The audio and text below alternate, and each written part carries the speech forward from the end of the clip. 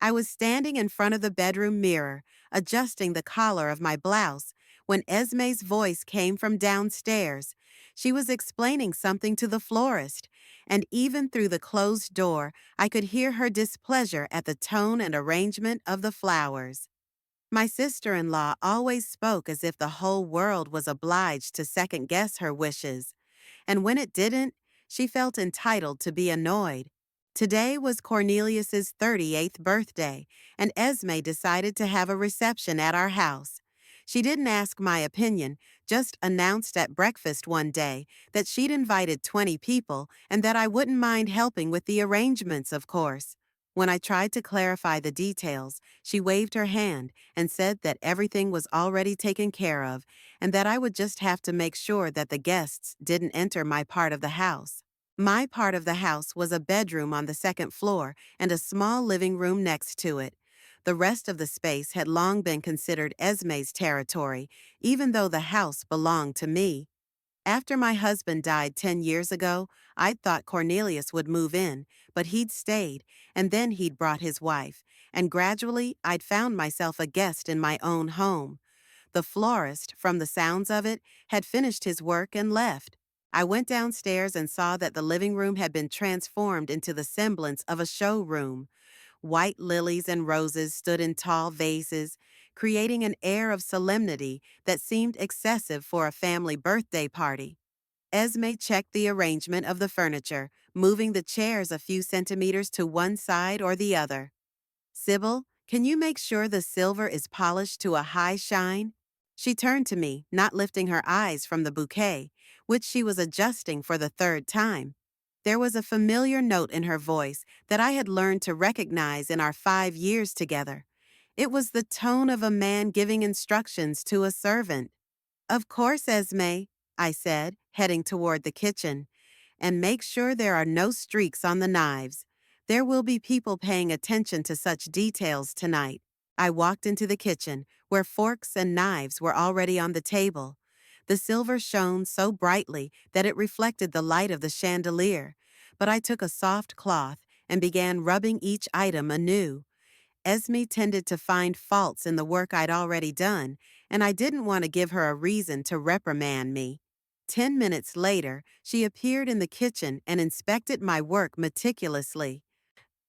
"This fork needs more attention." She pointed to a perfectly clean appliance. "In fact, I think you should use the other set, the one with the initials." "The set with the initials is in the top drawer of the dining room dresser," I said. "Shall I get it?" "No, I'll look for it. You take care of the hors d'oeuvres. And remember, the canapes must be the same size. Last time some were bigger than others." I set about preparing the appetizers, following the list Esme had made a week ago. Each dish had been carefully considered in terms of appearance and the combination of ingredients. I used to prepare what I thought tasty and appropriate for the guests, but now my sister-in-law was in charge of the menu, and I was the cook. Cornelius returned from work around 6 in the evening. He kissed his wife, looked over the preparations, and nodded his approval. "How are things at work, darling?" Esme asked, adjusting his tie. "Good. Morgan said he was coming with his wife, and Weston will be there too." "That's great. These are exactly the people who need to see how we live our lives." Cornelius nodded, then turned to me. "Mom, is the appetizer ready?" "Yes, everything's ready," I replied. "Good." He was about to leave, but Esme stopped him. "Cornelius, don't forget to change. A gray suit would be perfect for tonight." "Of course, dear." As he went upstairs, Esme turned to me. "Sybil, I wanted to talk to you about tonight. You see, among the guests will be the people on whom Cornelius's career depends, and it's important to make the right impression." "I understand. That's why it would be best if you, how shall I put it? Keep a low profile. Not that you're in the way, of course, but it's better when the wife looks like the hostess." I continued to cut the cheese without looking at her. "What exactly do you want me to do?" "Well, you can help serve. Make sure everyone's glasses are full. But no talking to the guests. And please, no stories from Cornelius's childhood. This was a reference to an occasion 2 months ago when I told a funny story about little Cornelius trying to teach the neighbor's cat how to play hide and seek. The guests laughed at the time and my son smiled, but Esme later explained to me that such stories could undermine his business reputation. Okay, Esme. And one more request. That blue bracelet you usually wear. Wouldn't it be better without it today? It's a little, how shall I put it? Outdated. I looked at my hand. I'd gotten it from my mother, and I'd been wearing it for years. I understand. That's great. I knew you'd get it right. Esme left to check something in the living room, and I stayed in the kitchen, continuing to prepare for the guests. Cornelius returned a few minutes later, already changed into a gray suit. Mom, are you going to have dinner with us? He asked, pulling a bottle of water from the refrigerator. Esme thinks it's better if I help with the service. Cornelius thought for a moment, then nodded. She's probably right. It's a big night tonight. Of course it is. Do you mind? I looked at my son, at his face, which no longer had the openness I remembered from my childhood. No, I don't mind. Good, then I'll go see how Esme's doing. Once I was alone, I took off my bracelet and put it in my apron pocket. Then I set about preparing the final dishes. Esme wanted an abundance of hors d'oeuvres, each of which had to be carefully arranged. I sliced the vegetables for the canapes, making sure that all the pieces were the same size as she demanded.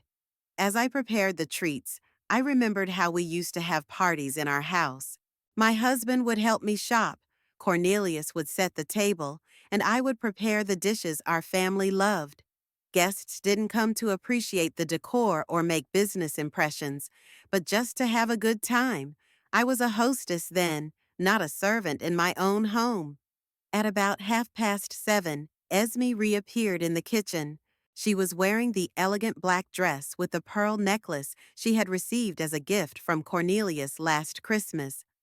How's the work coming along? She asked, inspecting the finished dishes. It's almost done, only the pâté tartlets remain. That's perfect. And remember, you have to serve in a certain order. First, the cold appetizers, then the hot canapes. I remember. And make sure the trays are always full. Empty plates give the impression of poverty. Esme lingered, watching as I arranged the pâté into small tartlets. One more thing, Sybil. When you're serving the treats, try not to linger near groups of people. Just offer and move on to the next guest. What if someone wants to talk? Be polite but brief. Say something like, "Excuse me, I need to watch the kitchen," and leave. I nodded, continuing to work. Esme watched me for a moment longer, then headed into the living room. Through the glass door, I watched her check the arrangement of glasses one last time and adjust the rose petals in the vases. The phone rang in the house. I heard Esme's voice talking to one of the guests, clarifying the details of the arrival. Her voice sounded melodic and inviting, not like when she'd spoken to me. It was the voice of a woman who could be charming when she needed to be. "Sybil," she called from the drawing room, "will you fetch the napkins, please? I think it would be better to put them on each table." I brought the napkins and silently placed them in the places indicated. Esme looked critically at the result. "No, not like that. You'd better put them next to the appetizers, not in the middle of the table." I rearranged the napkins. Esme looked again and nodded with approval. "Now it's better. And don't forget the music." I picked out the CDs. They were next to the turntable. The first guests were due at 7 o'clock at night. I could hear Cornelius showering upstairs and Esme doing a final check of all the rooms. There was an air of tense anticipation in the house, like before an important exam or business meeting.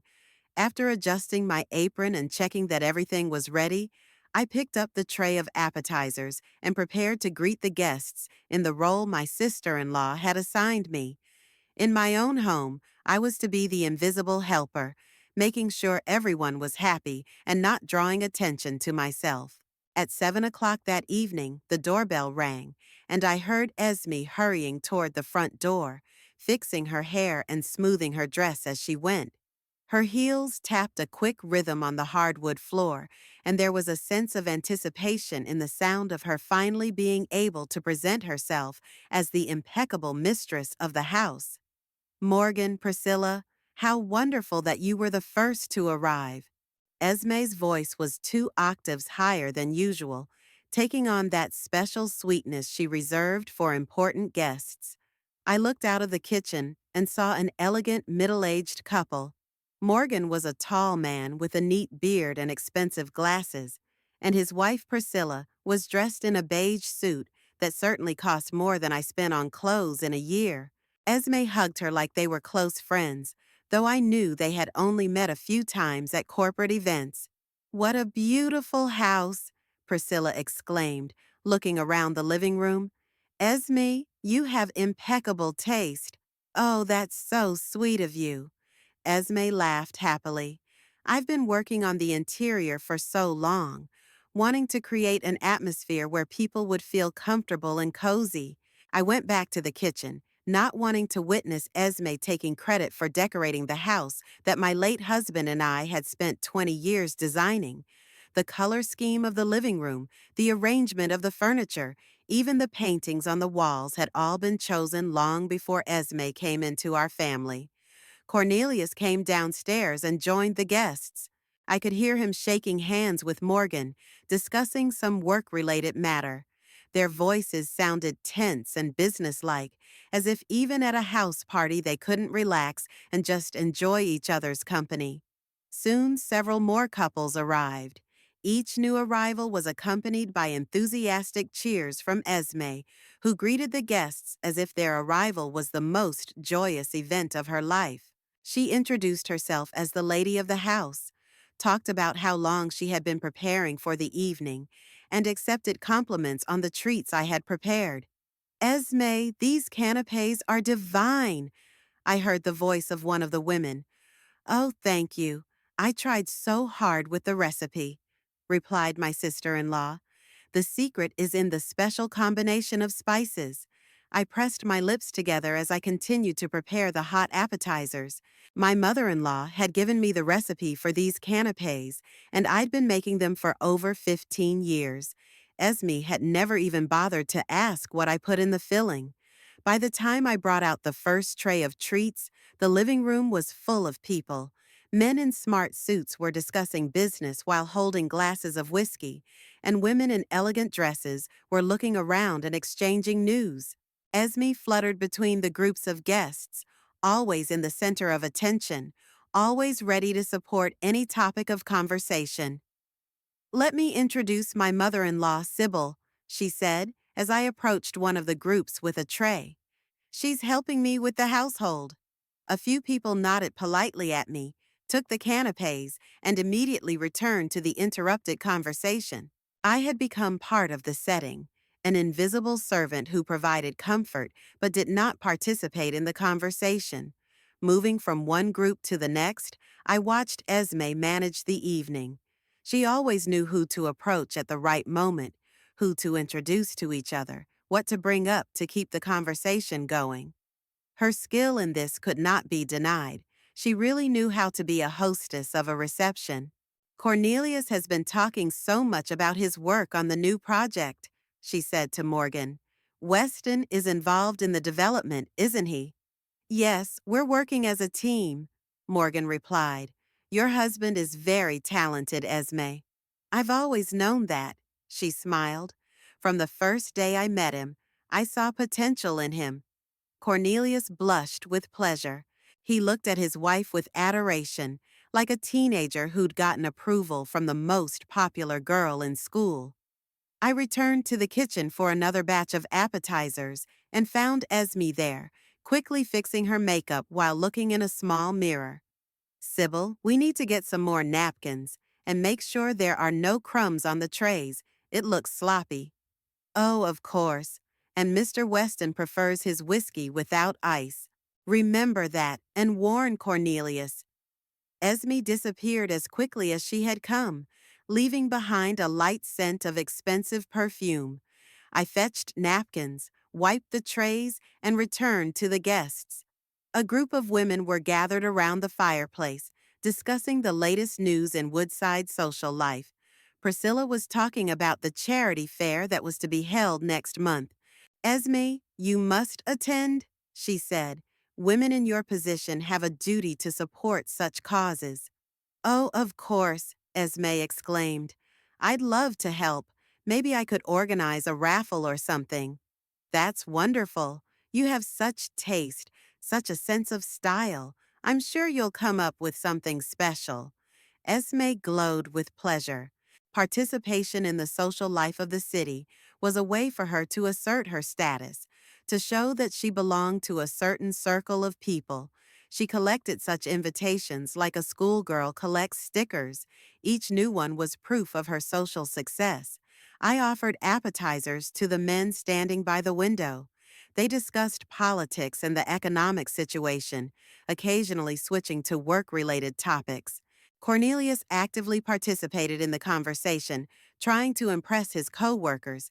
He expressed opinions that I didn't always think reflected his real views, but sounded convincing and correct. Mom, he called softly as I walked by. Can you get some more ice? We're running low. I nodded and headed for the kitchen. Esme had been in there during my absence.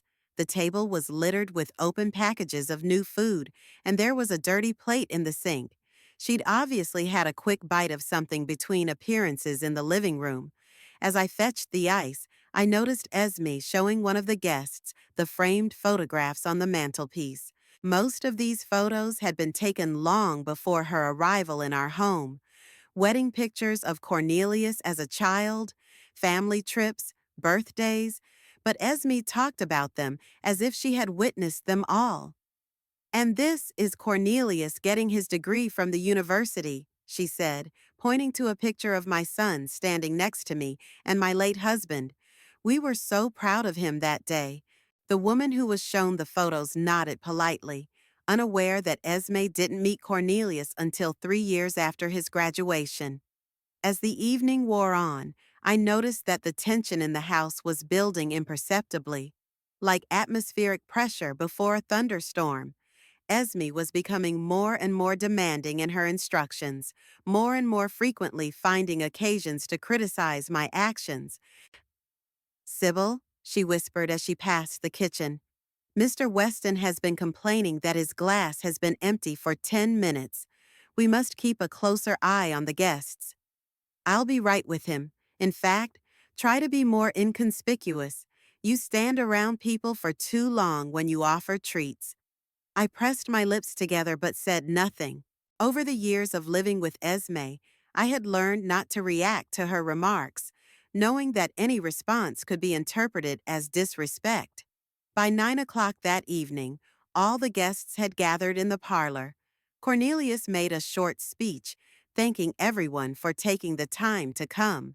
Esme stood beside him, smiling and accepting congratulations as if the birthday was her birthday too. We are so happy to have you all in our home, she said when Cornelius had finished speaking. It is very important for us to surround ourselves with such wonderful people. The guests applauded, and someone proposed a toast to the owners of the house. Of the house, everyone raised their glasses, and I, standing in the corner with an empty tray, felt completely superfluous in this picture of family happiness. After the toast, the conversation resumed with renewed vigor. The alcohol had loosened tongues, and the conversations became more animated. I continued to circulate between the guests, removing empty glasses and bringing new appetizers, trying to remain invisible, as Esme demanded. But with each passing hour, I found it more and more difficult to keep my composure as I watched my sister-in-law play the role of hostess in a house that belonged to me, treating the guests to dishes I had prepared and accepting thanks for hospitality that she had very little to do with. By 10:30, the party had reached its peak.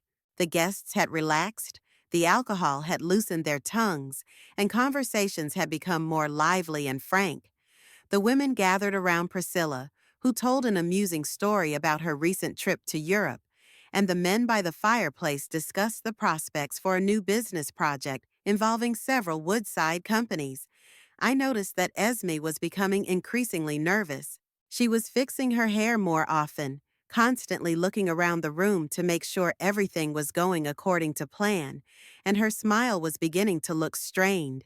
When I passed her with a tray of empty glasses, she stopped me with a gesture.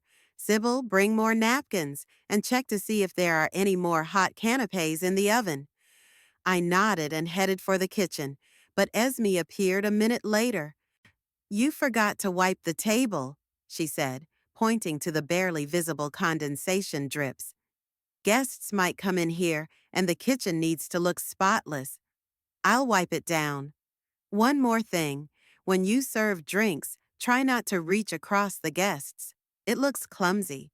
Her tone was becoming increasingly harsh, and I sensed that Esme's patience was wearing thin. Perhaps organizing the party was more stressful for her than she had expected, or maybe something about the guests' behavior didn't fit her plans. Returning to the living room, I saw that the atmosphere had indeed changed. The group of women by the fireplace had quieted down, and Priscilla was looking curiously at the photograph on the mantelpiece.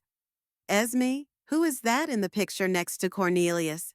she asked, pointing to my parents' wedding picture. Esme stepped closer, and I saw her face tense up for a moment. "Oh, those are Cornelius's parents," she answered after a short pause. "What a beautiful couple. Where are they now? His father is dead, and his mother?" Esme cast a quick glance in my direction. "The mother lives with us." "That's nice. So you have a real big family." Esme smiled, but I noticed that the smile didn't touch her eyes. "Yes, of course, though sometimes it can be difficult." Priscilla raised her eyebrows, clearly intrigued by the hint, but Esme quickly changed the subject, offering to show her other pictures. I continued to serve the guests, trying to ignore the growing tension. But as I served drinks to a group of men by the window, I heard one of them, Cornelius's co-worker named Drew, ask softly, "Cornelius, does your mother always help out at these receptions?" My son froze with his glass in his hand. "Mom, she lives with us, and she likes to be helpful," he answered uncertainly. "I see," Drew nodded, but I could hear the bewilderment in his voice. Morgan, who was standing next to me, glanced in my direction as I cleared the empty plates from the nearest table. "Esme did a wonderful job organizing the evening," he said, clearly trying to make conversation. "She has great taste." "Yes," Cornelius agreed. "She's very talented at this sort of thing," but I noticed that he said it mechanically, like a learned phrase. His eyes were always on me, and there was a kind of awkwardness in them, as if he were wondering for the first time what the situation looked like from the outside. Esme, meanwhile, was getting more and more picky. When I brought new napkins, she remarked, "Not these, white ones. Colored napkins don't go with the service." "But we're out of white ones," I checked. "Then find something else. I can't offer the guests inappropriate napkins." Her voice was loud enough to draw the attention of several people. A woman named Coraline turned around and looked at us curiously. "Excuse me, are you all right?" she asked Esme.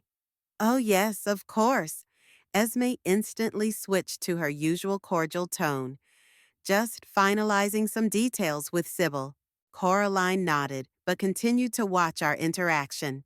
I felt myself becoming the object of attention, and that was exactly what Esme wanted to avoid. I found spare white napkins in the closet and brought them over. Esme nodded silently, but I could see that she was annoyed that our conversation had attracted the attention of the guests. Around 11 o'clock that evening, there was an incident involving wine. One of the guests, a middle-aged man named Rudolph, accidentally knocked over a glass of red wine onto the white tablecloth. The stain spread across the cloth, and everyone fussed about offering to help. It's nothing, Esme assured me, but I could see her lips tighten. Sybil will clean it up in no time. I brought clean towels and salt to get the stain out. As I worked, leaning over the table, Esme stood nearby, explaining to the guests that the tablecloth was of no particular value and that such things could easily be replaced. In fact, I've been wanting to buy a new tablecloth for a long time, she said. This one is getting a little old. I had bought it only 2 years ago, and it had cost a lot of money, but Esme talked about it as if it were an old rag. When I finished cleaning the stain, Rudolph tried to apologize to me. I'm sorry to have caused you trouble, he said. It's okay, I said. It happens. Sybil's very patient, Esme said. She's used to this sort of thing. There was something humiliating in her words, as if my housework were something natural and unavoidable, not worthy of gratitude. Coraline, who had been watching the whole time, came closer to me. How long have you lived with the kids? She asked in a friendly manner. Since my husband died, I replied. 10 years now. It's nice that you two are so close. Not all families manage to maintain such a relationship. Esme, hearing our conversation, came over quickly. Yes, we're a very close family, she said, taking my hand in hers with feigned tenderness. Aren't we, Sybil? Her fingers squeezed my hand a little harder than necessary, and I realized it was a warning. Of course, I answered. Sybil helps us a lot with the housekeeping, Esme continued. She knows all my preferences, all the ins and outs of running a house. It would be much harder without her. Coraline nodded understandingly, but I noticed that her gaze was more attentive, as if she were trying to understand something that eluded her superficial perception. The rest of the evening passed in a similar atmosphere of latent tension. Esme continued to play the role of the perfect hostess, but her behavior toward me became more and more abrupt. She made remarks about everything, that I was too slow in putting away the dishes, that I was not arranging the glasses correctly, that I was disturbing the guests by walking too close to their conversations. Guests began to notice these minor conflicts. I could see Priscilla glancing over at the other women when Esme once again admonished me. The men, too, sometimes interrupted their conversations when they heard their sister-in-law's harsh remarks. Cornelius was in a particularly awkward position. On the one hand, he could see that his wife's behavior was attracting unwanted attention. On the other hand, he could not openly intervene without questioning Esme's authority as mistress of the house. Around 12:30, one of the guests, Drew, approached me as I was clearing away the empty plates. Sorry to interrupt, he said quietly. Could you show me where the restroom is? Sure, I replied. Down the hall to the right, second door. Thank you. He hesitated for a moment. I'm sorry if this is inappropriate, but you're a good-looking woman you're a very energetic woman. I realized he was trying to say something reassuring, perhaps noticing my tension. Thank you, I replied simply. Esme saw our conversation from a distance and quickly approached. Drew, were you looking for something? She asked with a strained smile. No, just checking where the restroom is, he replied. Your mother-in-law was very kind to show me the way. Oh, of course, Sybil's always willing to help, Esme said, but there was irritation in her voice. When Drew had gone, Esme turned to me. Next time, direct your guests to me if they have any questions. There's no need to delay them with unnecessary conversation. I nodded silently, but I felt something inside me begin to boil. All evening I'd put up with her nagging, humiliation, and attempts to belittle my role in my own home. But now I was at the end of my patience. The atmosphere in the living room was becoming increasingly tense. The guests sensed that something was going on, but they didn't understand what it was. Conversations were becoming more subdued. People were looking among themselves more often, and a few people had already hinted that it might be time to end the evening. Esme was clearly realizing that she was losing control of the situation, and it was making her even more aggressive. She searched for a way to regain her authority, to bring back the atmosphere of festivity and fun, but each of her attempts only added to the tension. The final straw was when I accidentally hit the edge of a vase of flowers while carrying a tray of glasses. The vase swayed, but didn't fall. The flowers stayed in place, and no damage was done. Esme, however, reacted as if there had been a catastrophe. "Sybil, be careful!" she exclaimed loudly enough to get everyone's attention. Instantly, all the chatter died down. The guests turned in our direction, and I felt many curious glances on my face. Esme stood next to the vase, adjusting flowers that didn't need fixing, her face a look of annoyance. In the silence that ensued, every sound seemed deafening. The ticking of the clock on the mantelpiece, the distant noise of cars outside the window, the sound of my own breathing, it all blended into a symphony of awkwardness that filled the living room and hung over the heads of the hushed guests. The awkward silence in the living room after my collision with the vase lasted only a few seconds, but it felt like an eternity. Esme stood next to the flowers, defiantly adjusting petals that didn't need it, and the guests watched in silence, unsure how to react to the hostess's sudden outburst. Cornelius was the first to try to diffuse the situation. "It's all right, dear," he said, coming up to Esme and putting his arm around her shoulders. "Nothing has happened." "Of course it's okay." Esme smiled strainedly. "You just have to be more careful with antique things." The vase was ordinary, bought at a department store 2 years ago, but Esme had a habit of giving ordinary objects special value when it served her purposes. "Why don't we put on some music?" Priscilla suggested, clearly trying to bring back the party atmosphere. "That's a great idea," Esme exclaimed, and her voice sounded happy again. "Cornelius, turn on that jazz CD."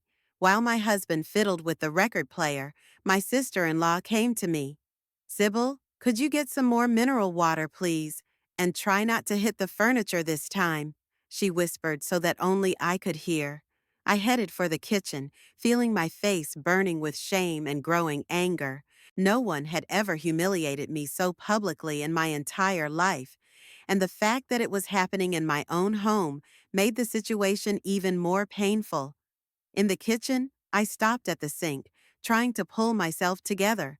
In the reflection of the window, I could see my face, tired, tense, with deep wrinkles that had become more noticeable in recent years. When had I started to look so old and helpless?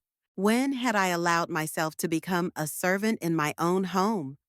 The music in the living room began to play, and I heard conversations resume. The voices sounded a little strained, as if people were trying to regain their old mood, but not quite succeeding. Taking the bottles of mineral water, I returned to the guests. Esme was flitting between the groups again, saying something amusing to Coraline and her husband. The incident with the vase seemed to have been forgotten, but I noticed a few people throwing sympathetic glances at me from time to time. Drew came up to me as I was arranging the bottles on the table. "Don't mind him," he said quietly. "Everyone has nervous moments at these events." I nodded gratefully, not trusting my voice.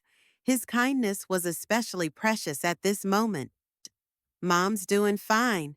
Cornelius's voice came suddenly. He had approached stealthily and apparently heard Drew's words. "She always helps us with the receptions." "Sure," Drew agreed. "You can see she's an experienced hostess."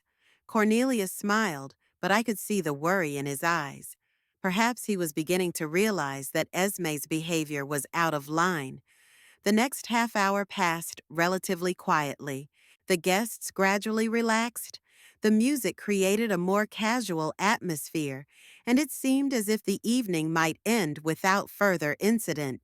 Esme was once again the center of attention. talking about her plans to redesign the garden, and the men discussed the latest news in the world of sports. I continued with my duties, clearing away the empty dishes and making sure everyone had full glasses. I tried to move carefully, avoiding sudden movements and not attracting attention.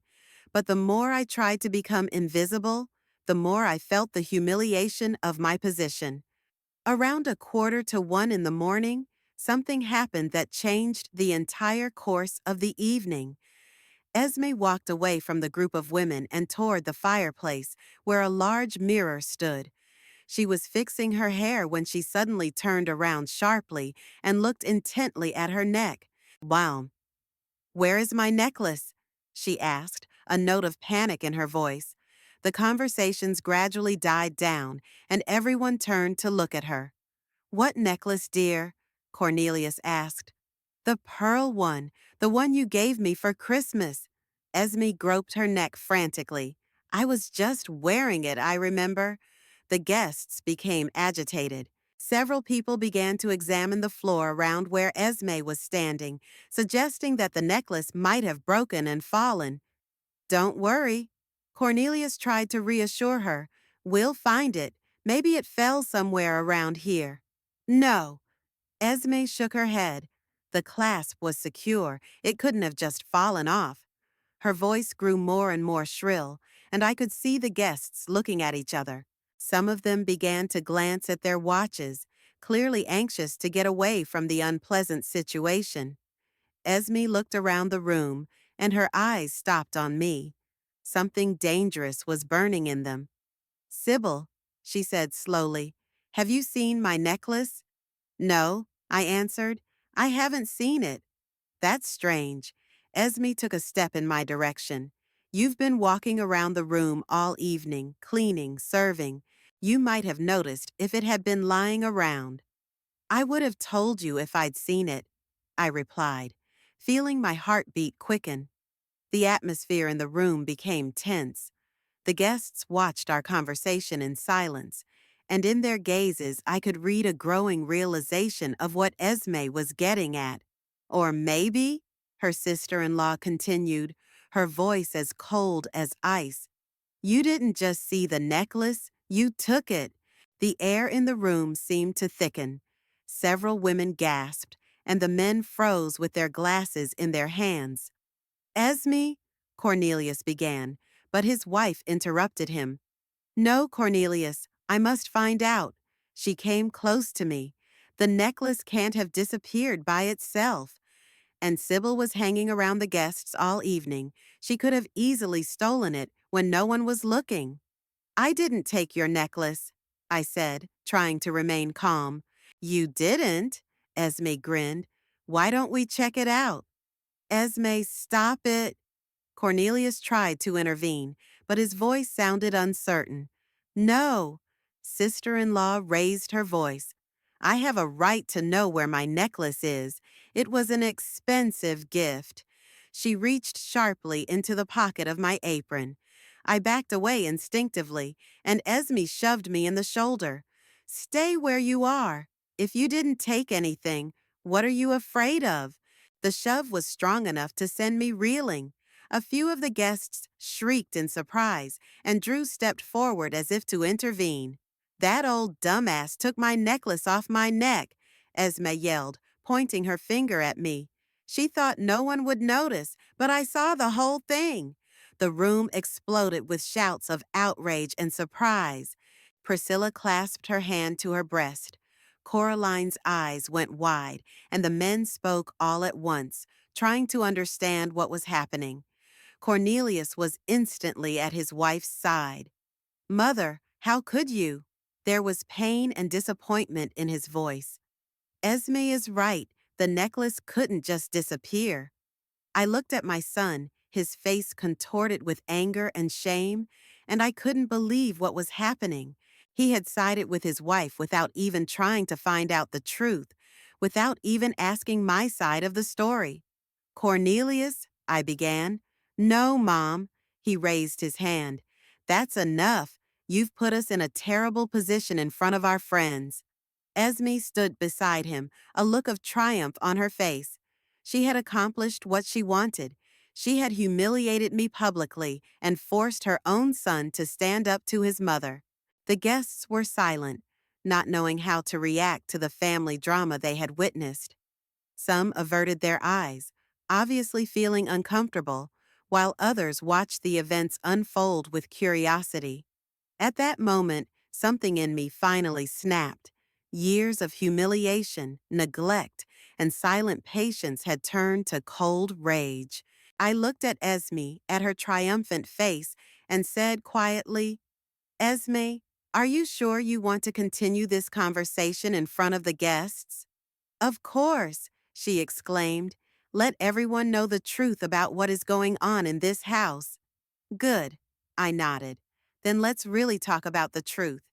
I paused, looking into her eyes, and I saw the confidence begin to change to worry. Tell the guests about Bram Guilford. Esme paled so dramatically that several people involuntarily took a step forward, afraid she would faint. What did you say? She whispered. Bram Guilford, I repeated calmly. Your first husband, the one you're still legally married to. The silence in the room was deafening.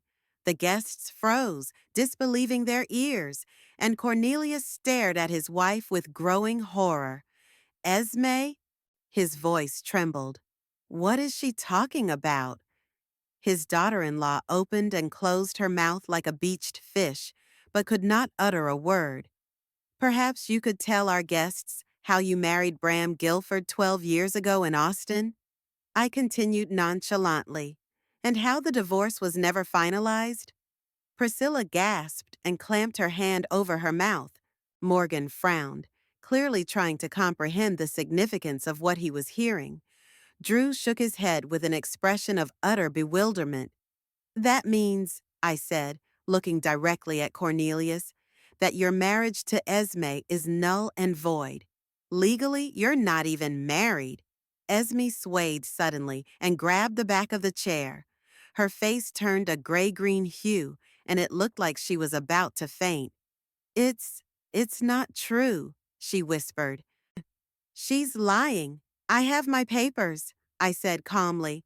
A marriage certificate and a certificate that the divorce has not been finalized. Bram Guilford is still your legal husband. Cornelius stood in the middle of the room, looking from his wife to his mother with a look of utter shock on his face. Esme, he said hoarsely, say it is not true. But Esme could say nothing. She collapsed into the chair, covering her face with her hands, and her shoulders shook with silent sobs. In the silence that followed, the only sounds heard were the ticking of the clock on the mantelpiece and the distant murmur of night traffic outside the window. The guests stood mesmerized, unable to believe that they had witnessed such a scandal. It was at that moment that something glittered at Esme's feet. The pearl necklace lay on the carpet next to the chair, having obviously fallen out of the folds of her dress when she sat up abruptly. Drew was the first to notice the necklace and silently pointed it out to the others. All eyes turned downward, and it became definitively clear that the accusations of theft were false. Esme looked up, saw the necklace, and realized that her last chance to justify herself was gone. The pearl necklace lay on the Persian rug, like a mute witness to the lie that had just been exposed. Its pearlescent sheen in the light of the chandelier seemed almost mocking, physical proof that Esme's accusations against me were entirely fictitious. The guests stared at the jewelry, then at Esme shrinking back in her chair, and the atmosphere in the room became so tense that the air seemed like it could be cut with a knife. Cornelius was the first to break the sepulchral silence. He stooped slowly, picked up the necklace, and held it in the palm of his hand, looking at his wife with an expression of utter bewilderment. Esme, he said quietly, and there was a mixture of pain and confusion in his voice. You had the necklace all the time. My sister-in-law lifted her crying face, and I saw that her carefully applied makeup was smeared, making her look pathetic. Yeah, I don't know how it got there, she mumbled. It must have gotten caught in my dress when I sat down, but her explanation sounded unconvincing even to herself. Priscilla and Coraline looked at each other with obvious disapproval, and the men frowned, trying to make sense of what they were hearing. Drew shook his head and took a step toward the door. "I think we should go," he said to his wife softly, but clearly enough for everyone to hear. "It's none of our business anymore." "Wait!" Esme exclaimed, jumping up from her chair. "Don't go away. I can explain everything." But there was nothing to explain. The falsity of her accusations was obvious to everyone, and my words about her first marriage hung in the air like a sword of Damocles. The guests felt uncomfortable witnessing a family scandal of this magnitude. Morgan walked over to Cornelius and put a hand on his shoulder. "Cornelius, thank you for tonight," he said formally. "Priscilla, we really must be going." "Of course, darling," his wife agreed. But before she left, she couldn't resist casting a sympathetic glance in my direction. The rest of the guests began to follow. The party atmosphere was finally broken, and everyone realized that it was best to leave the family alone with their problems. Coraline and her husband apologized and quickly headed for the exit, followed by the others. Esme was thrashing around the room, trying to hold the departing guests back. "Please don't go," she begged. "This is all a misunderstanding. We can go on with the evening." But no one stayed. Within 15 minutes, the house was empty, and we were left alone in the drawing room, which an hour ago had been full of laughter and lively conversation. Now it seemed gloomy and cold, in spite of the burning fireplace and the bright light of the chandelier.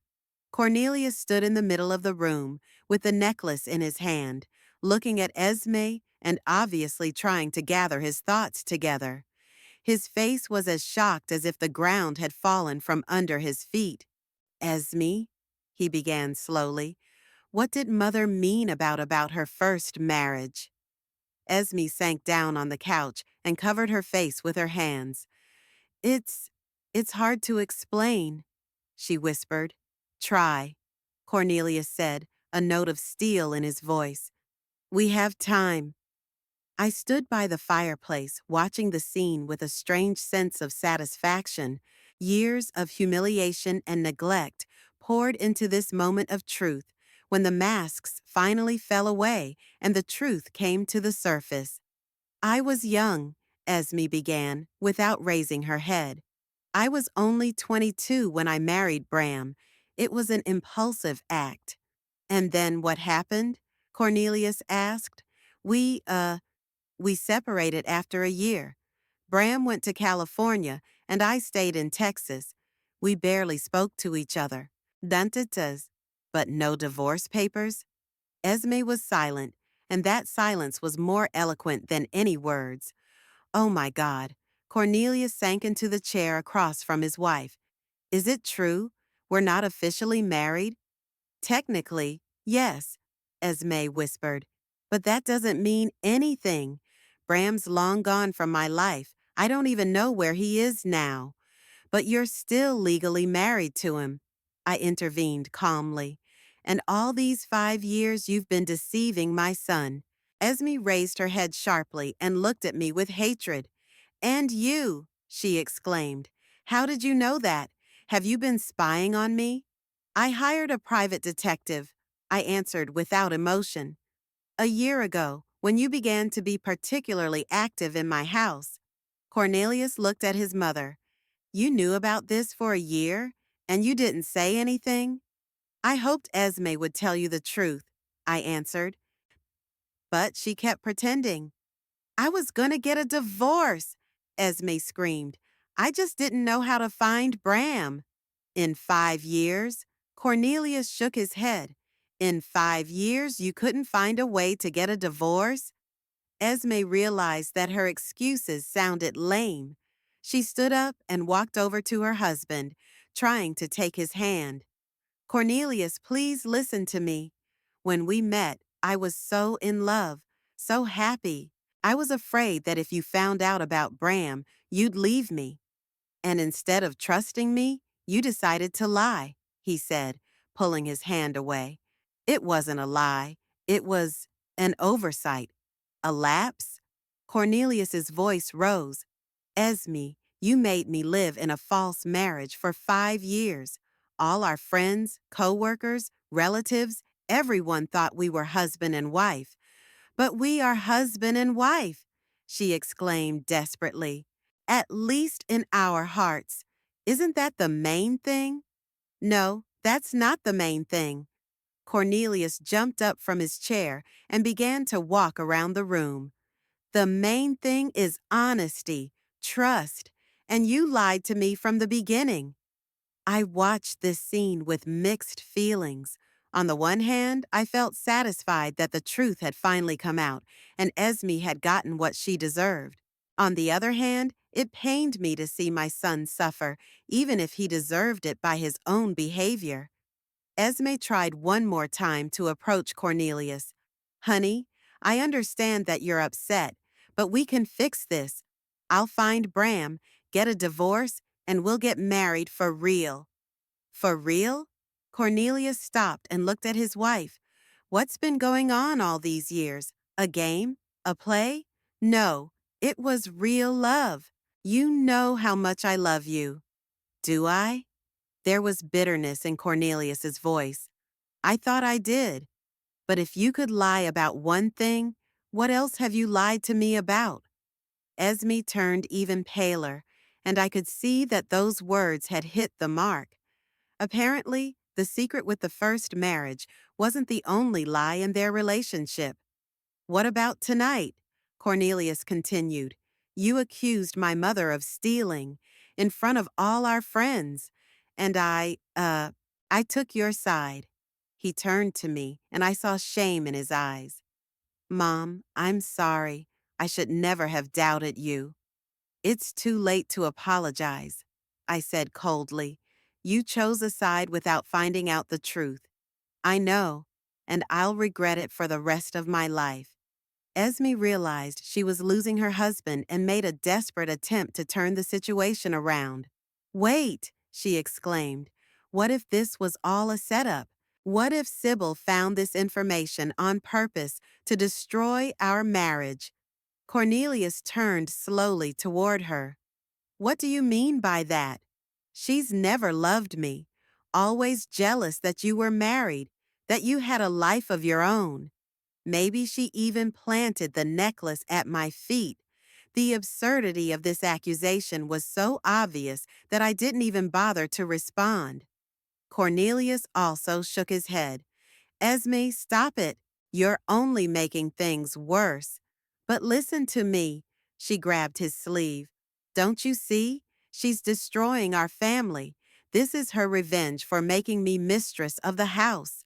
Mistress of the house? Cornelius released his sleeve. Esme, this is my mother's house. She let us live here. No, this is our house. We live here. We set it up. We set it up? There's a new note in Cornelius's voice. Or did you set it up while your mother cooked and cleaned and put up with your neglect? Esme realized she'd gone too far, but it was too late. Cornelius saw the situation clearly for the first time in years, without the rose-colored glasses of love. Cornelius, I didn't mean... Didn't mean to what? Lie? Humiliate my mother? Turn her into a servant in her own home? Esme sank to the sofa and cried again, but now they were tears of despair, not an attempt to appease her husband. There was a heavy silence in the room, interrupted only by the ticking of the clock and Esme's sobs. Cornelius stood at the window, staring out into the darkness of the night, his shoulders tense with an inner struggle. Finally, he turned and looked at Esme. I can't trust you anymore, he said quietly but firmly. After everything that happened today, after all the lies, I don't know who you really are. Cornelius, no! Esme jumped up and rushed to him. Give me a chance to make things right. I'll find Bram, divorce him, and we'll start over. A fresh start? He pulled away from her. How can we start over when the foundation of our entire relationship was false? But I love you. That's not a lie. Maybe it is, but love is not enough when there is no trust. Esme realized she had lost. Her face contorted with rage, and she turned to me. "It's all because of you," she screamed. "You ruined my life. You couldn't bear to see your son grow up and love another woman." "I ruined your life?" I asked calmly. "Or did you do it yourself when you decided to build a relationship on lies?" Shut up, you old hag. You've always been jealous of me, always trying to turn Cornelius against me." "Esme, stop it," Cornelius said tiredly. "Enough." But the daughter-in-law was no longer able to control herself. Years of accumulated tension, the lies that had finally come to light, and the realization that she had lost everything had driven her into a state of hysteria. "No, I won't stop. Let everyone know the truth about that saintly woman. She poisoned your life for years, made you feel guilty for living your life. Mom never poisoned my life," Cornelius said, his voice hard. "You did. You made me choose between my wife and my mother, and then you took offense when I took your side." Esme stopped in the middle of her tirade, startled by his words. "What did you say? You heard? I always felt I was betraying my mother when I supported you, but I thought there should be solidarity between husband and wife." "There should, and there is. There was," he corrected. "Until tonight, I realize now that I was supporting lies and injustice." At that moment, something in Esme broke completely. She sat down on the floor in the middle of the living room and cried the way children cry, loudly, inconsolably, and with no attempt at dignity. Cornelius and I stood staring at her, not knowing what to do. The woman who, until a few hours ago, had been the confident mistress of the house had turned into a pathetic, broken creature. At last, Cornelius came to her and sat down beside her. "Esme, stop it. Get up."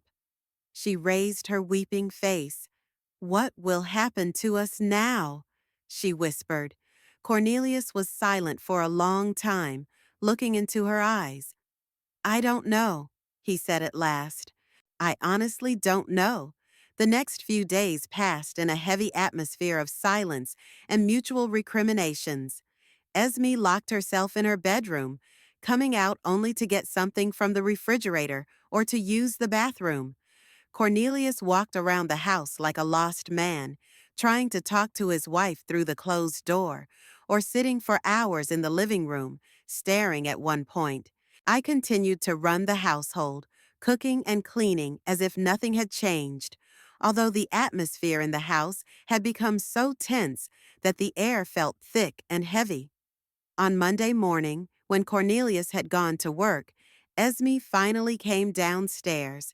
She looked awful, her hair mussed, her eyes red and swollen from crying, her clothes crumpled.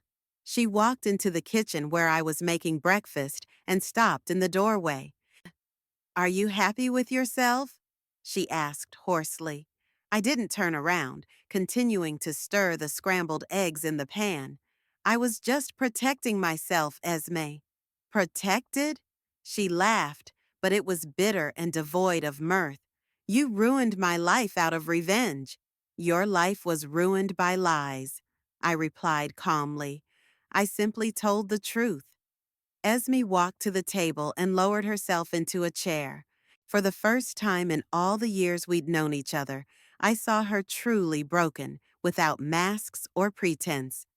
"You know what the worst part is?" she said quietly. "I really loved Cornelius, all those years. It wasn't an act."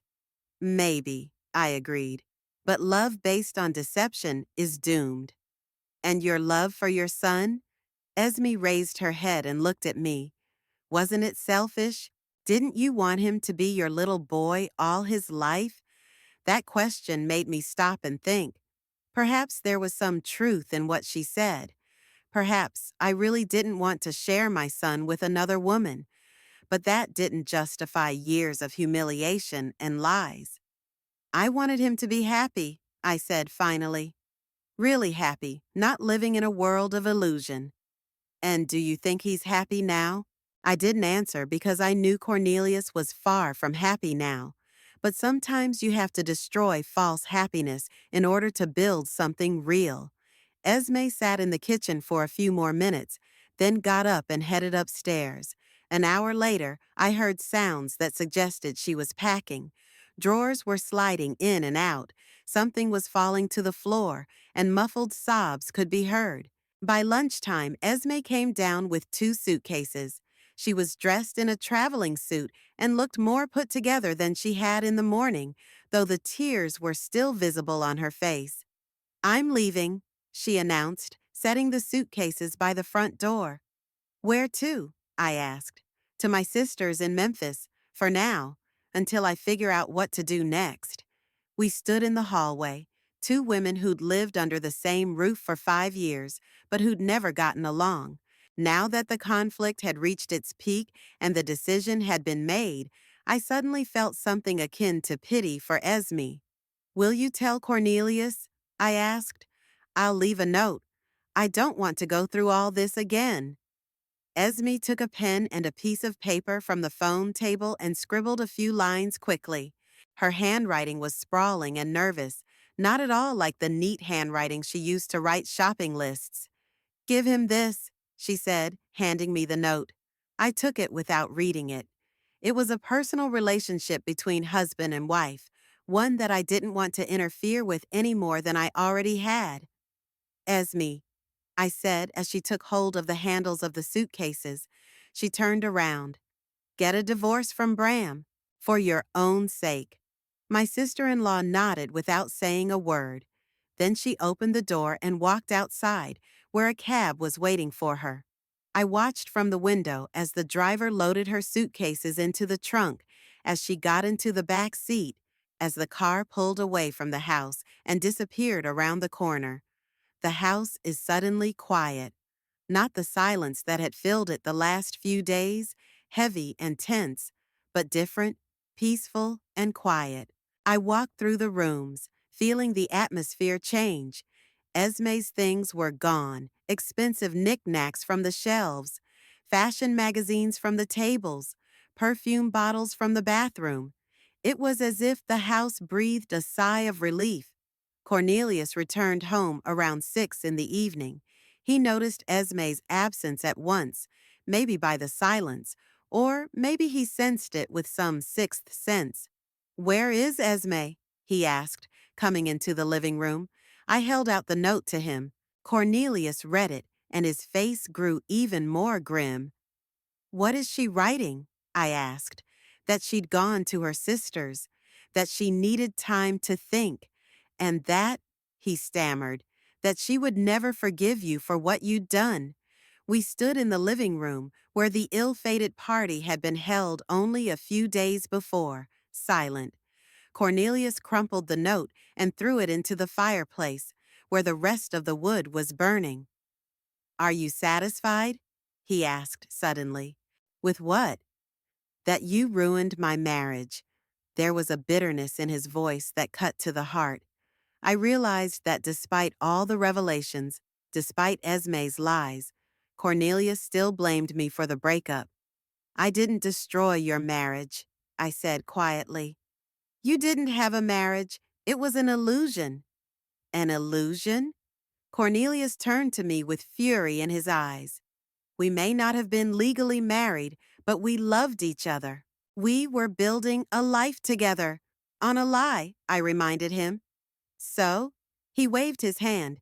So what if I know the truth now? I lost the woman I loved. You lost the woman who lied to you and who humiliated me every day. Ah, Cornelius slammed his fist on the back of his chair. That's what this is all about. It's all because of your pride. My pride?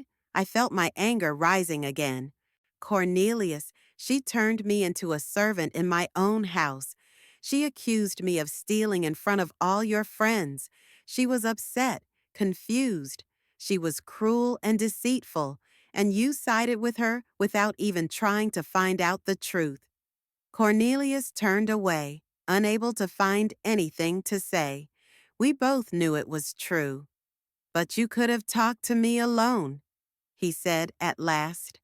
Tell me about your first marriage without all this circus. I tried. Many times I tried to talk to you about how Esme felt about me, but you defended her every time. Because I thought you were just jealous. Jealous?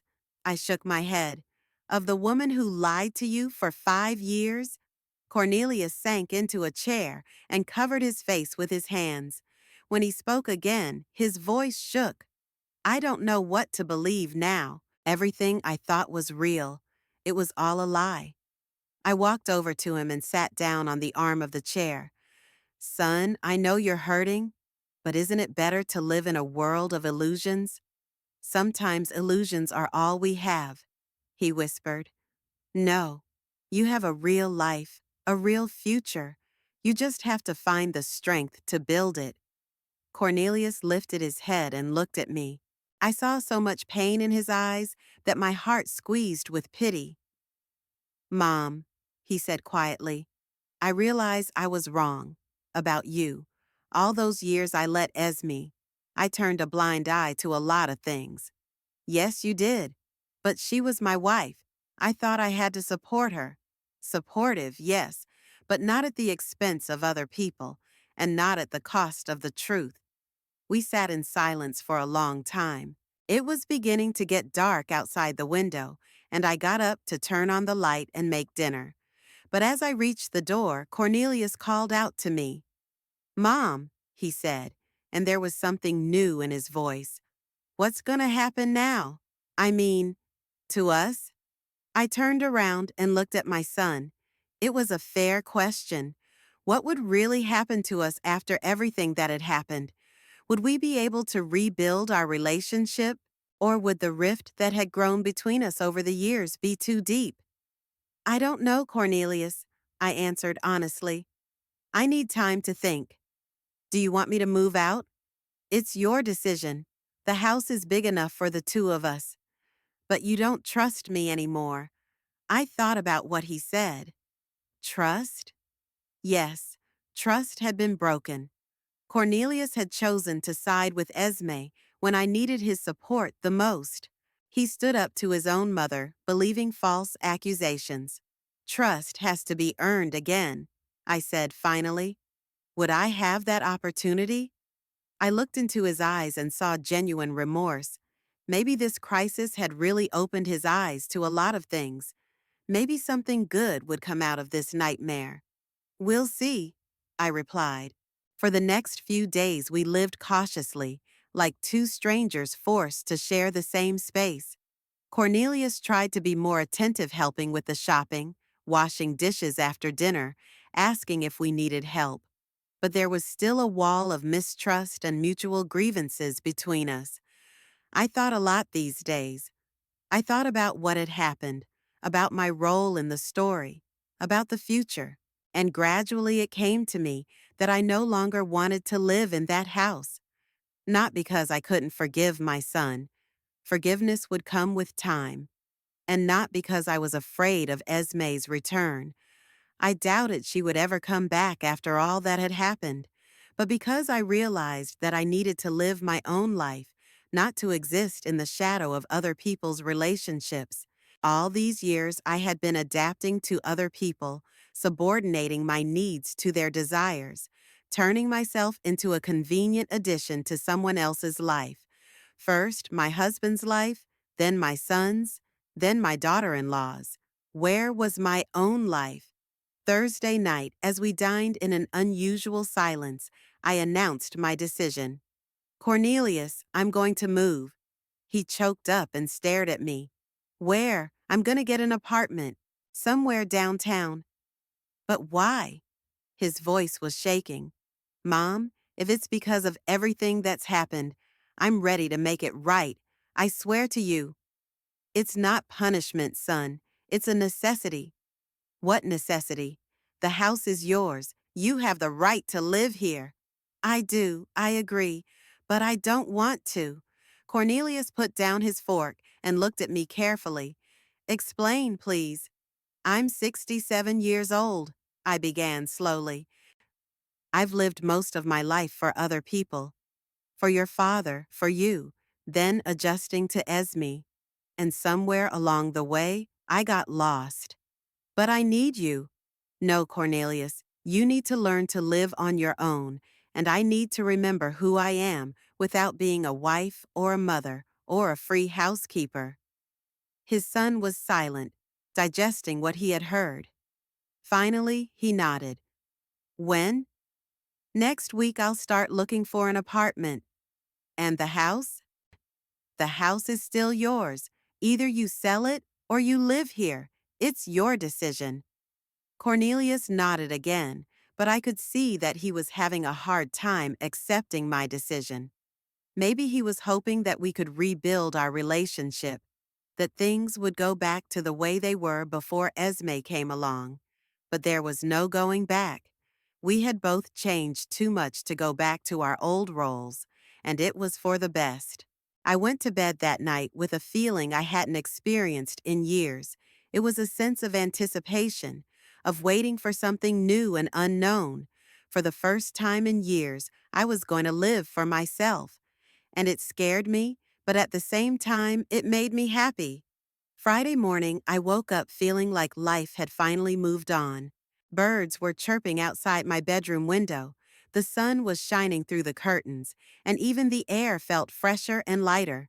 I got up, showered, and went down to the kitchen to make breakfast with a feeling I'd long forgotten excitement for the future. Cornelius was sitting at the kitchen table with a cup of coffee in his hands, staring out the window. He'd had a sleepless night. It was obvious by the dark circles under his eyes and the tired expression on his face. When I walked in, he turned to me and tried to smile, but it was a strained smile. "Good morning, Mom," he said quietly. "Good morning," I replied, heading for the stove. "Are you really serious about moving?" I turned on the burner under the skillet and took the eggs out of the refrigerator. Yes, I am serious.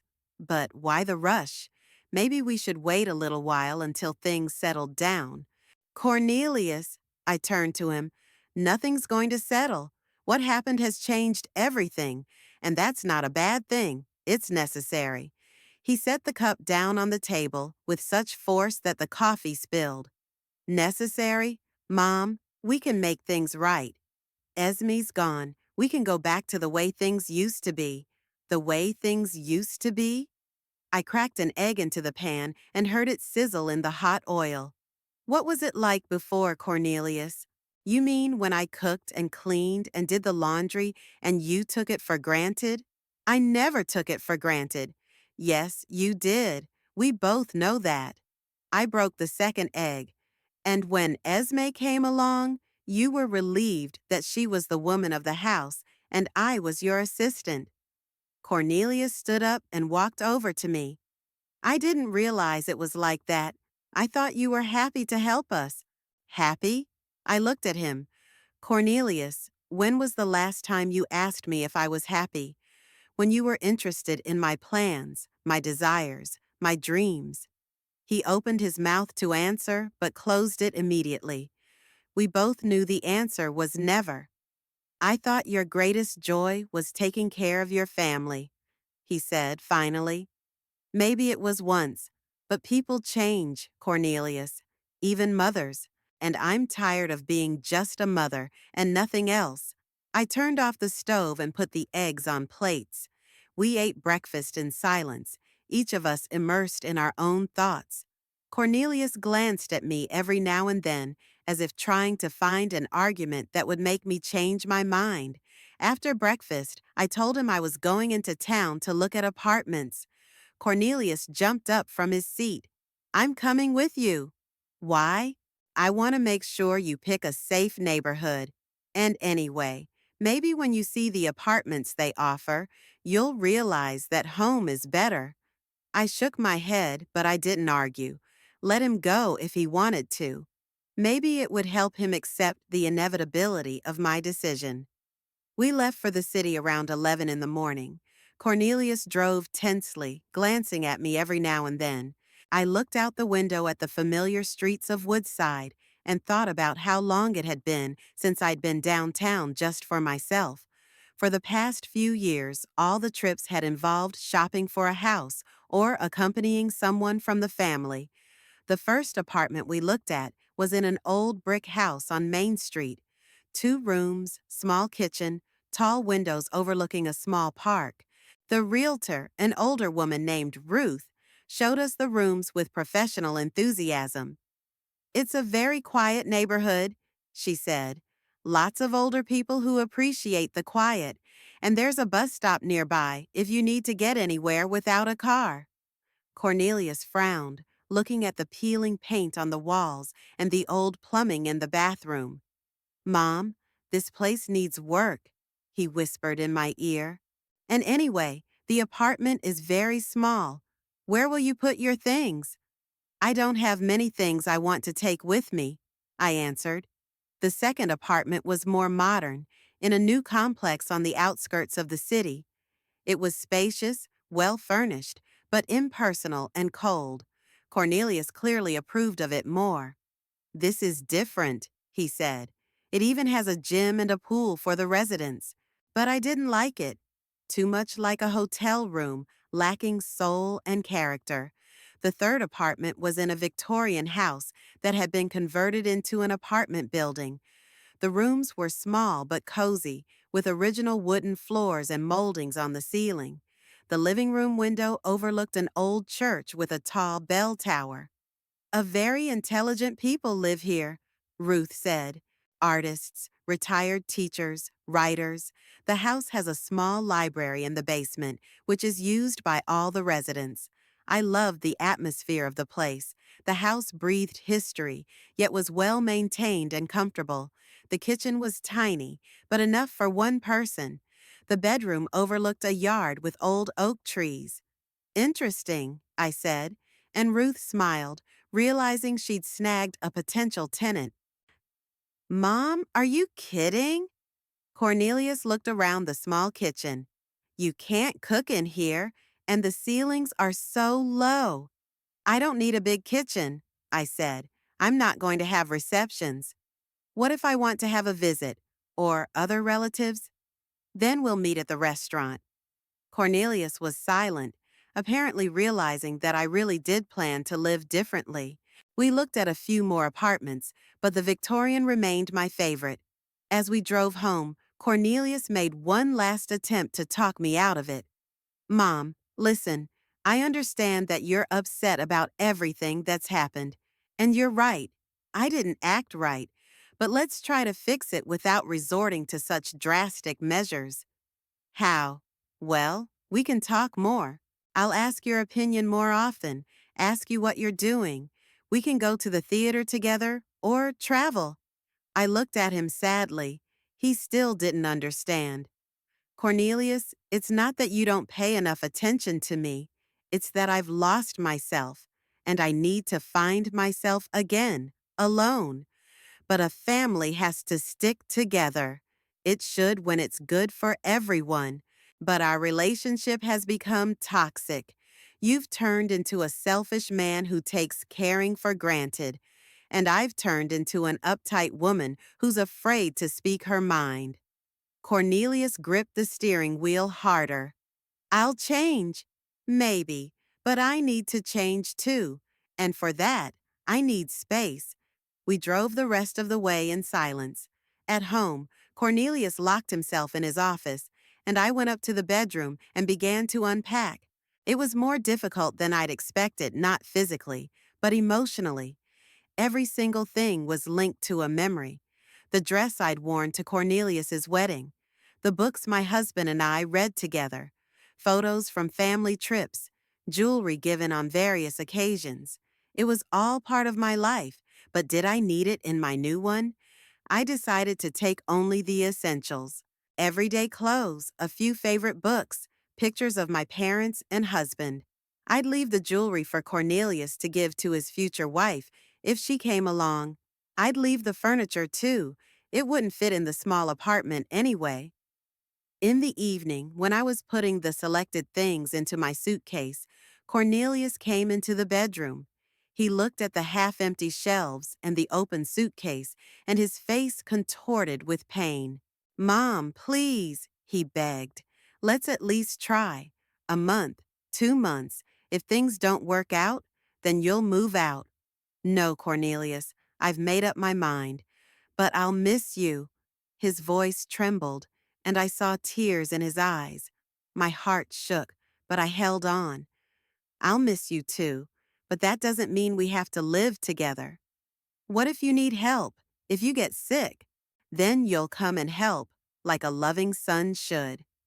Cornelius sat on the edge of the bed and covered his face with his hands. "I feel terrible, like I'm losing you forever." I walked over to him and put my hand on his shoulder. "You're not losing me. You're getting a chance to build a normal adult relationship with your mother based on mutual respect, not dependency." "I don't know how to do that." "No one knows in advance. It's something you learn." We sat like that for a few minutes, and I felt that something in our relationship was really changing. For the first time in years, Cornelius saw me not as a function, but as a human being with his own needs and rights. The next day, Saturday morning, I called Ruth and told her I wanted to rent a Victorian apartment. Cornelius was making breakfast at the time, the first time he had taken on this responsibility in years. His eggs were burned and his coffee was too strong, but he tried. "So the decision is final?" he asked when I hung up. "It's final." "When are you moving?" "Wednesday." Ruth said the apartment was available on the 1st of the month. Cornelius nodded, trying to hide his emotion. "Can I help you move in?" "I'd appreciate it. We finished packing on Sunday." I had 2 suitcases of clothes, a box of books and personal belongings, and a small bag with documents. Everything else I left in the house. Cornelius tried several times to talk me into taking more stuff. "At least take my mother's sewing machine," he asked, referring to the old singer I had inherited from my mother-in-law. "Why? There's no room in the apartment for sewing." "And this set? You loved it so much." "You don't need it in a small kitchen." "Mom, you're leaving your whole life behind." "I'm starting a new life," I corrected, "and I don't need all this stuff as baggage." Sunday evening, we had dinner together for the last time. Cornelius had cooked a steak that was quite good, though the meat was a little dry. He was obviously trying to show me that he could do without my help. "What about home?" he asked over dessert. "What am I supposed to do with it?" "Whatever you want. You can live here yourself. You can rent out rooms. You can sell it. I'll give you the title." "I don't want your house." "Then sell it and buy something smaller. Or donate it to the Animal Welfare Society. I don't care." Cornelius shook his head. "Do you really want to cut all ties with the past?" "Not sever. Free yourself from what's dragging you back." On Monday and Tuesday, Cornelius tried to spend as much time at home as possible, as if he were trying to make up for all the years he'd taken my presence for granted. He helped with the final preparations for the move, cooked meals, even tried to iron my shirt, but failed miserably. "I'll have to learn it all over again," he complained, looking at the scorched fabric. "That's all right. It's good to be independent." "What about your independence?" he asked suddenly. "You've been dependent on other people for years, too. On Dad, then on me." It was a fair question, and I thought about it. "Yeah, you're right. That's why I need to learn to live on my own. Figure out who I am on my own, not as someone else's wife or mother." "Aren't you scared?" "I am, but it's a good fear. Fear of the unknown, not of danger."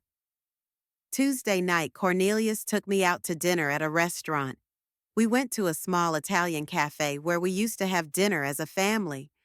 Now, sitting at the table across from my son, I felt strange, as if we were not mother and son, but two adults trying to bond. "Mom," Cornelius said when the main courses arrived. I want you to know that I understand a lot of what happened, and I'm going to try to be a better person. That's good, but do it for yourself, not for me. What if I don't succeed? What if I stay the same selfish person? Then you will. It's your choice and your responsibility. Cornelius nodded, realizing that the era of his mother solving his problems was over. Will you, would we see each other? Of course, but in a new way, as two adults who choose to communicate, not forced by circumstances. Back home, we checked once again to make sure everything was ready for tomorrow's move. The apartment was filled with boxes and suitcases, my few belongings that will be going to a new life tomorrow. Before going to bed, Cornelius knocked on my bedroom door. "Mom, good night," he said, and suddenly hugged me. It was the first sincere hug in years. Not a formal hug, but a real one. "Good night, son," I replied. I slept poorly that night, not from anxiety, but from excitement. Tomorrow was the beginning of a new chapter of my life, and I was ready to write it. On Wednesday morning, I woke up at 7:30, though my alarm clock was set for 8. Sleep left me suddenly and completely, as if my body realized the importance of the day and didn't want to waste precious time lying in bed. It was still dusk outside the window, but I got up, showered, and went down to the kitchen to make breakfast, the last breakfast in the house that had been my home for more than 20 years.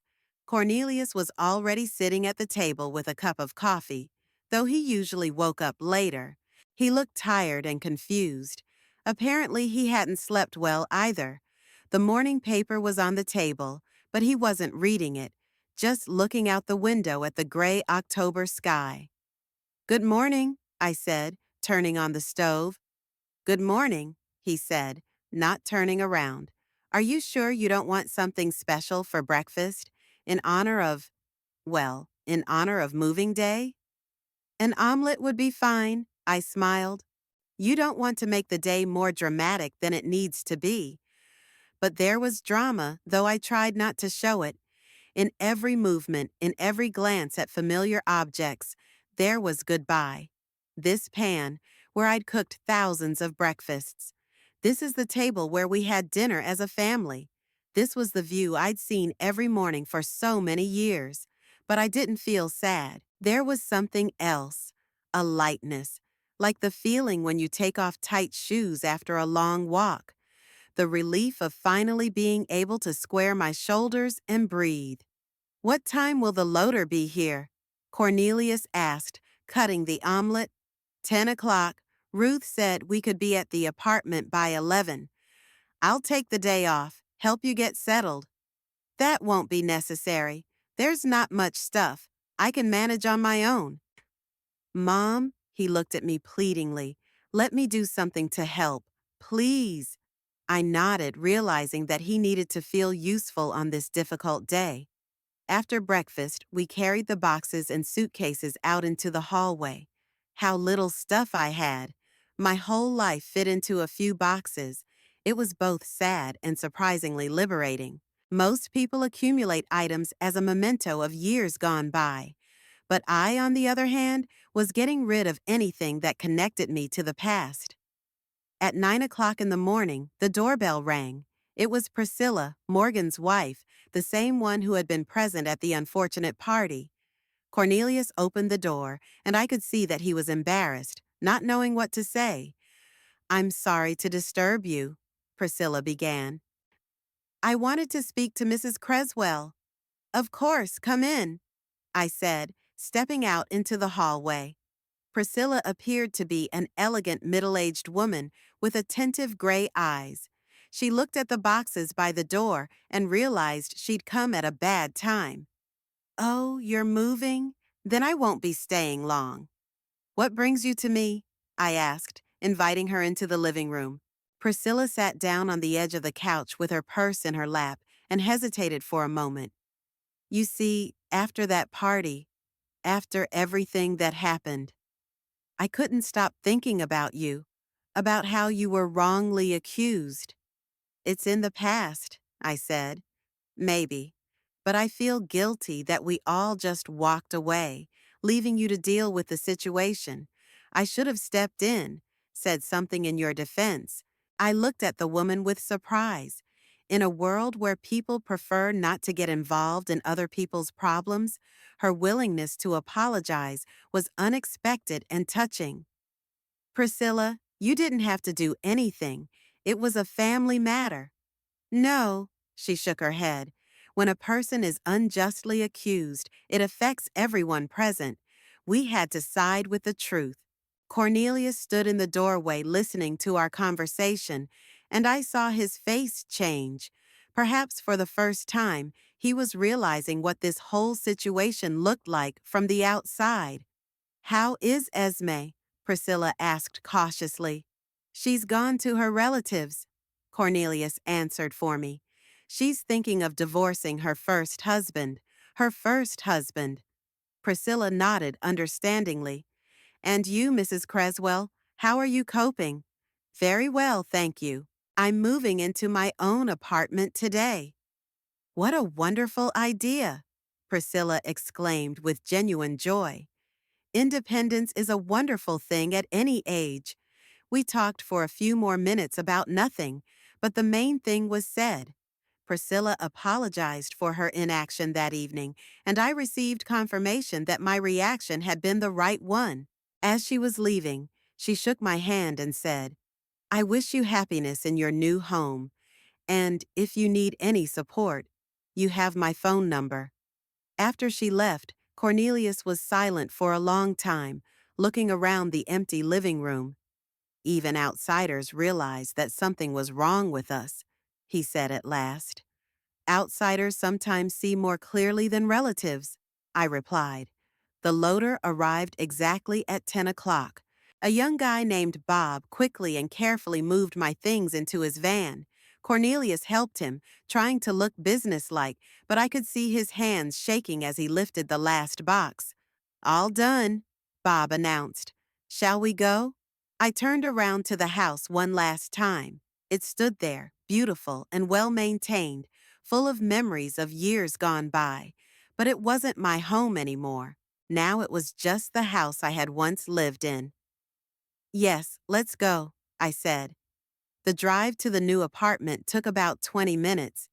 Cornelius drove his car behind the truck, and I sat next to Bob and watched the streets go by outside the window. The October trees were ablaze with yellow and red colors. The air was fresh and clear, and the whole world seemed renewed. First time moving alone? Bob asked, trying to make conversation. In a way, yes, I answered. I'd always moved with my family before. But now you've decided to live on your own? That's right. Bob nodded understandingly. My grandmother did the same thing when my grandfather died. At first, the kids argued, said she was too old to live on her own. But she lived on her own for another 15 years and was very happy. That story encouraged me. It meant I wasn't the only one taking that step.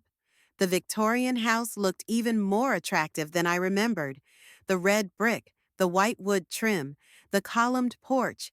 It had an air of comfort and stability. Ruth was waiting for us at the front door with keys and papers.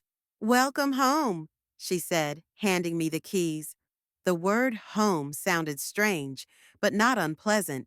It would be my home, only mine, where I would live by my own rules and for myself. Climbing up to the second floor, we entered the apartment. The rooms seemed even more cozy to me than the first time. The sun shone through the large windows, illuminating the wooden floors and high ceilings. From the kitchen window, I could see the courtyard with its centuries-old oaks, and from the living room, I could see the steeple of the old church. Beautiful, Cornelius admitted, looking around the main room. It's small, though. It's big enough for one person, I said. Bob quickly carried all the boxes upstairs and got a generous tip from Cornelius.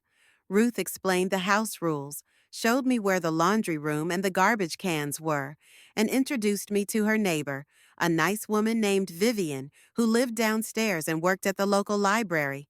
If you need anything, you're welcome, Vivian said. We all support each other here. When the formalities were over and we were alone, Cornelius helped me unpack.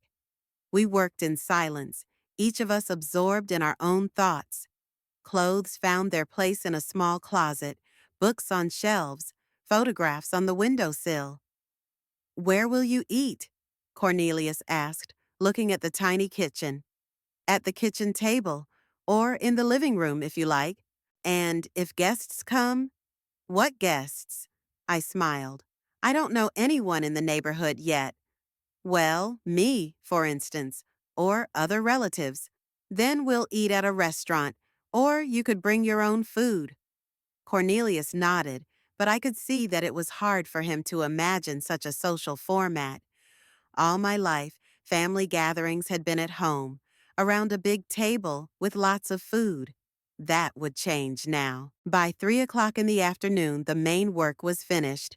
The apartment had taken on a lived-in look, although it was not yet truly mine. It takes time to turn a space into a home. Why don't we have lunch somewhere nearby? Cornelius suggested it. We could celebrate your housewarming. We went down to the street and walked around the neighborhood. It turned out that there were several cafes, a small grocery store, a pharmacy, and a bookstore nearby. Everything we needed to live was within walking distance. At a small French cafe, we ordered salads and coffee. Cornelius looked thoughtful and sad, glancing at me from time to time, as if he still couldn't believe what was happening. So, how does it feel? He asked when the order came. Weird, I admitted. I hadn't gotten used to the fact that this was really my place. Isn't it scary? Living alone, I mean. A little bit, but it's a good anxiety. It tells me I'm doing something important. Cornelius swirled the spoon in his cup without looking up. And I'm very scared. Why? Because I have no idea how to live without you. How to cook, how to run a household, how to just be alone. I reached out and covered his palm with mine. You'll learn. People are surprisingly adaptable when they have no other choice. And if I don't? What if I eat convenience foods and live in filth? Then you'll hire a housekeeper or find a woman who wants to take care of you. I don't want another woman, he exclaimed with such force that the customers at the neighboring tables turned around. I mean, after everything that happened with Esme, I'm not sure I'll ever be able to trust anyone again. That's okay. You need time to sort yourself out. But what if I'm still alone? What's the harm in that? I asked. Being alone isn't a judgment. It's an opportunity to get to know yourself better. Cornelius thought about what I said, sipping his coffee slowly. Mom, he said at last, I'm sorry for everything, for being a bad son, for letting Esme treat you like that, for not appreciating you. I've already forgiven you, I replied, but it's not my forgiveness that matters. It's that you realized your mistakes. So what now? How are we going to communicate? A new way. We'll call each other, see each other when we want to, not when we have to. As friends, not dependent on each other. After lunch, Cornelius offered to buy some things for the apartment, but I declined. I wanted to be alone, to look around, to feel my new space without prying eyes. We said goodbye at the front door. Cornelius hugged me hard and long, like a hug before a long separation. Will you call me if you need anything? He asked. Of course. E. Mom? Yeah, I'm proud of you for finding the strength to start a new life. Those were the words I've been waiting for my whole life. Not gratitude for favors, not appreciation for caring, but pride in me as a person who made a big decision. As I walked up to the apartment, I sat down in the only chair and looked around. The silence was complete, not unsettling, but peaceful. No one demanded dinner. No one asked where the clean socks were. No one criticized my appearance. For the first time in years, I was left to myself. I got up and went to the window. Downstairs, in the courtyard, children were playing. An old woman was feeding squirrels. A young couple was strolling, holding hands. Life went on, and I was a part of it, but not as an attendant, but as an independent person with my own needs and rights. In the evening, I made myself a simple dinner, an omelet with herbs and tea.